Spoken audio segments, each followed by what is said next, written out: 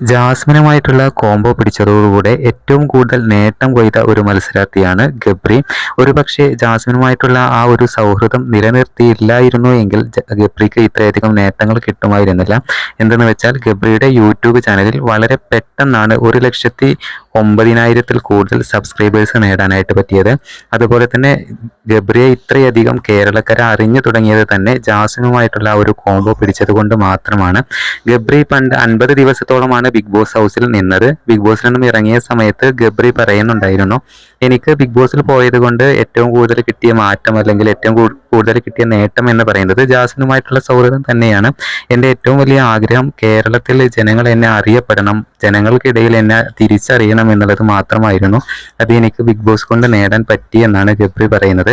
അതുപോലെ തന്നെ ജാസ്മിനുമായിട്ടുള്ള ഈ ഒരു കോംബോ കാരണമാണ് ഗബ്രി ഇത്രയധികം ഉയരത്തിലെത്തിയത് എന്നുള്ളത് 100% ഉറപ്പാണ്. എന്താണെന്ന് വെച്ചാൽ ബിഗ് ബോസ് മലയാളം സീസൺ 6 ഒരുപാട് കണ്ടസ്റ്റൻസ് ഉണ്ടായിരുന്നു. ആ കണ്ടസ്റ്റൻസിൽ ജിൻഡോക്ക് വരെ കിട്ടാത്ത ഭാഗ്യമാണ് ഇപ്പോൾ ഗബ്രിക്ക് കിട്ടിയിട്ടുള്ളത് എന്നുള്ളതാണ്. പുതിയ അപ്ഡേറ്റുകൾക്ക് ചാനൽ സബ്സ്ക്രൈബ് ചെയ്യൂ.